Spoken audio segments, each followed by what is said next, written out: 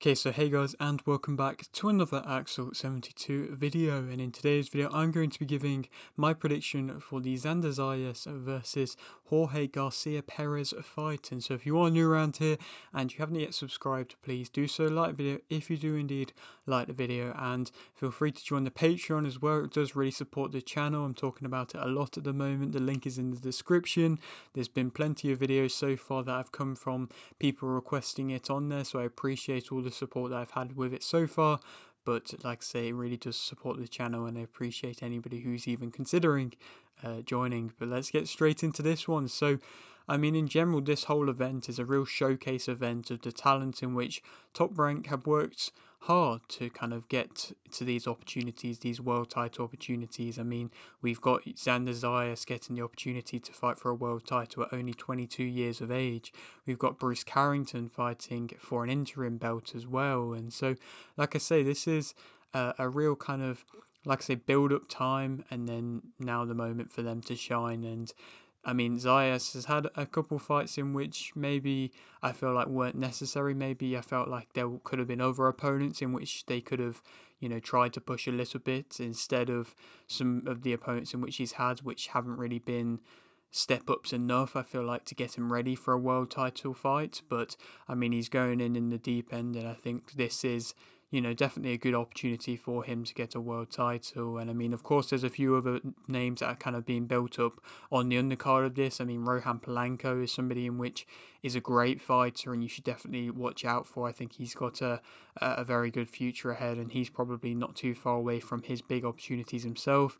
And Stephen Navarro is another name on the undercard who's 6-0, so a bit earlier on in his career, but like I say, in a good position to be progressed up. But again, this is Top Rank. Like I say, they've waited for their moment to pick for these, both of these fighters to get into the world title kind of scene.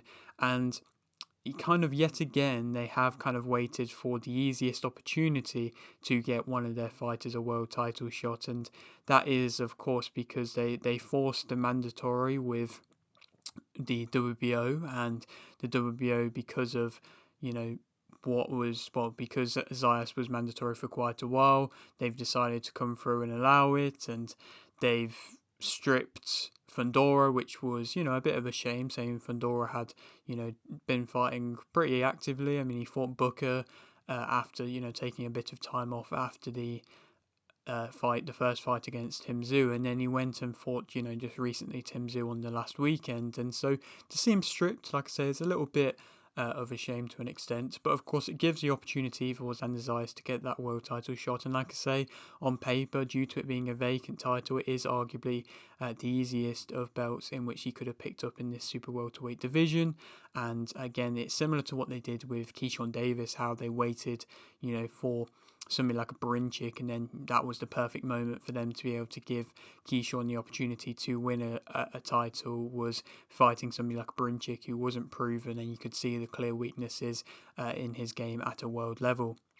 Zayas, of course, like I say, is only 22 years of age, and he is the youngest signee for Top Rank. When he signed, he was 16 years of age, and you can tell, he's been progressing well. He's been seemingly improving with quite a few of his fights. Not a crazy amount, I don't believe, but, in more recent, not a crazy amount, but he is still fighting at a very high level where he is able to still dominate the fighters in which he's been fighting at the moment. And so, like I say, he's definitely doing well in his career and progressing well. But, you can clearly see he's doing it for Puerto Rico. He's always carrying the flag. He's got a good Puerto Rican fan base. You can tell that them fans are wanting to see a new Puerto Rican star. I think it's been a little while since we've seen one, and they're kind of relying on Zayas to perhaps be that a bit. But like I say, so far he's definitely not been tested against any of the elites. Of course, last time out, his last opponent he stopped was Slava Spommer, and I mean, yes, it was an unbeaten German, but that was a German in which hadn't really had a tremendous amount of tests himself. Caught Zayas with a few shots, and I think Zayas, that was his toughest test. He definitely had to showcase that he had a decent chin in that fight, but inevitably, Zayas was just a skill level above, and that was evident from the start, to be honest. And so, like I say, he's not really been tested against the elites, and so I'm not, expecting to see anything too crazy coming into this fight, and I'm not got the highest of expectations for Xander Zayas in this fight. But like I say, I'm sure Top Rank have really good plans for him and want to, see him progress and want to try and make him into a star. So in that way, the pressure is definitely on him for this fight. For Jorge Garcia Perez, of course, he's kind of in a different position, to be honest. I mean, he's been quickly moved from beating Charles Conwell to then, being put in a world title fight. I don't know if that was something in which Team Zayas was trying to force the fight to be made quite quickly due to the fact that Garcia was in that fight with Conwell just, 3 months ago in April.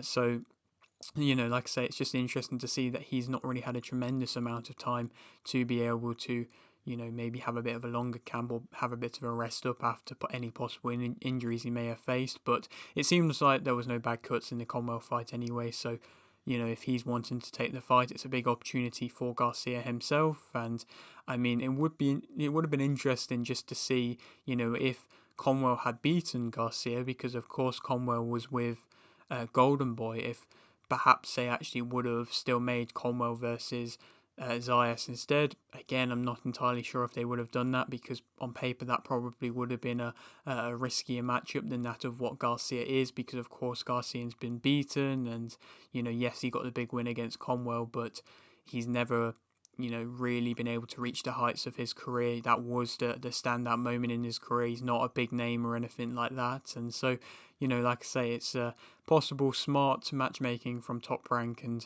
the team of Zayas, but he's definitely still going to be a threat to be able to deal with, and he's not going to be an easy fighter to be able to just push aside. And of course, Conwell definitely learnt that the hard way. And I mean, again, all the expectations was on Conwell. He really did have a lot of pressure in that fight, main eventing. I think it was his first main event as well, and of course he just wasn't able to deliver to the moment. And so now we have it here, Garcia Perez getting that world title shot, and he definitely could cause an upset. But to speak about them both individually more so as fighters, Zayas is typically quite a sharp fighter who has got fast hands and often tries to beat the opponent to the punch, and like I say, typically is able to do so. He's got solid feints in which, that was seemingly what he was able to have a bit of success with, especially when he fought Sagawa. That was, no, not Sagawa, when he fought, I think it was Spommer that he fought. Yeah, that seemed like that was,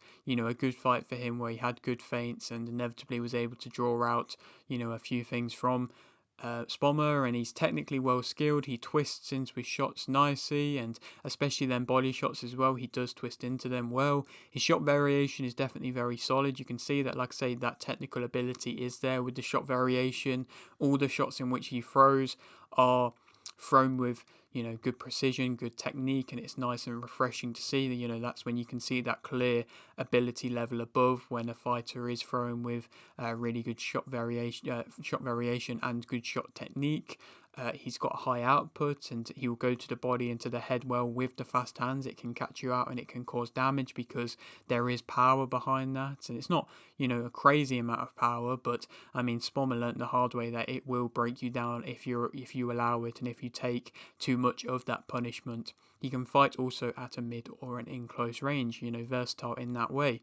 Negatives about him, I think, dealing with explosiveness and countering, he can get caught with shots when he's coming in, which I think is definitely going to be interesting to see how he deals with that against somebody like a Garcia, who was able to catch Conwell coming in with punches which weren't particularly powerful, but there was like 3 or 4 straight shots using the range of Garcia that he was catching Conwell with when he was coming in. So inevitably, if he's heads on the line, which it often can be, and he's getting caught coming in, it could be a little bit of damage inflicted onto Zayas there. His accuracy can be off at times, and I think he does waste a bit of shots because a lot of the shots in which he's throwing does carry a large amount of power. And again, like I say, I think his accuracy can be off a bit. He doesn't really shorten up his shots the best, in my opinion, and he can be caught whilst he's throwing. Spommer was able to basically get into a bit of a firefight with him, and inevitably Zayas was dropping his hands a bit when he was throwing, and he was getting caught whilst he was throwing a bit at times. He doesn't really, get in close that well. And like I say, when he's dominating at range, I think that's when he's at his best. But when he is in close, he can be good if you allow him to be, and if you are, just sitting on the ropes and kind of covering up a bit. But I think he is more dominant at a range. To speak more so about Garcia as a fighter, he typically keeps his right hand up quite well, especially early on, and he is able to catch shots quite nicely. So it will be interesting to see if he's able to weather perhaps a bit of an early storm from Xander Zayas. And typically his right hand is typically quite glued to his chin, which is quite a refreshing thing to see, just that basic there. He begins to use his size, and when he does do that, and when he does start to let his hands go, that's when he'll be having the more success. And that was what inevitably he was able to do well against Conwell, even though Conwell was smothering his work quite a bit, and that of course led on to Garcia being able to land good shots when Conwell was coming in, because you could see that Conwell wasn't a tremendous threat when he was coming in, because he was just going to inevitably smother a lot of his work. He typically is a front foot fighter. I think that's when he fights his best, but he does allow you onto the front foot quite a lot. He disengages quite well at the same time. I mean, a lot of Mexican fighters can often, not disengage that well and just try and get in all out war. And I mean, maybe that would work against someone like a Zayas, but I just think if it's power for power, skill for skill, then Zayas would be able to outfight him in an all-out war kind of battle. But when he's disengaging, at least that's nice to see that he's trying different things and he's trying to reset. He's got typically, like I say, quite a high output, and I think he's got quite a surprising level of power. He definitely can frustrate. I mean, Conwell was made to smother quite a bit because, Garcia was, like I say, catching him coming in and then kind of smothering the work in general as well. And like I say, he was there frustrating Conwell in that fight. His kind of pull counter isn't bad. He's able to slip shots all right, and he's got solid body work, and he was using that quite well. And like I say, he throws well when you are coming in. Negatives about him, I think he can stand quite tall, and when he's swinging off the back foot, he can be reckless. His punches are a bit slappy, and if that's even the right way to put it, and when he's thrown wide, they can be slapping a bit. And even his jab's a bit of a strange technique, the way that he throws it. He doesn't shorten up his shots, and I think he is worse at trying to shorten up his shots than that of Zayas, and he does kind of duck his head down in close instead of taking that backward step. And also at the same time, he doesn't fight the best in the clinch, which was interesting because of the amount of clinching that was in that fight against Conwell. And his chin also can be in the air as well a bit. And so who do I think is going to win? I think that Xander Zayas is going to be able to do it. I think he is going to be able to get a unanimous decision victory. I don't think he's going to be able to stop a Garcia Perez. I think Garcia is tough in his own right, and like I say, if Zayas is coming forwards and he's allowing him to come forwards, perhaps he won't be doing his best work, Perez, but I think he's going to be landing them straight shots, and inevitably, he's going to be catching him on a few times, and I think it will be the toughest test of Xander Zayas' career. I don't think Garcia Perez is just going to bow over and allow him to be able to have an easy night's work, but I still do believe Zayas will be able to win comfortably enough to be a unanimous decision victory, and again, like I say, one of the easier routes to get a world title in this division, but there'll be plenty of guys knocking on that door for a world title shot with him as the champion, and I think His Excellency will probably get involved if he is the champion to make some more good matchups, because I mean there's an Erickson Lubin, which perhaps could be an option. He's highly ranked in the WBO, of course, in other sanctioning bodies as well. The IBF, I think he's mandatory, or he's just had a final eliminated there, so maybe he'll get ordered for that against Murtazaliev. But at the same time, he is highly ranked in the WBO. Of course, Sebastian Fundora might want his belt back, but seems like Fundora might be wanting that Murtazaliev fight. Ramos, I think Ramos versus Zayas would make for an excellent fight. I know Ramos is with PBC, but I would love to see that fight. Or a Keith Thurman at the same time. I mean, Thurman isn't ranked tremendously high with the WBO, but he is still, I believe, top 10, so that is still a good matchup there. And with the fact that Tim Tszyu versus Thurman isn't going to happen anymore, why not put Thurman in with a world title shot against Zayas? I feel like he definitely can make the argument that he deserves it.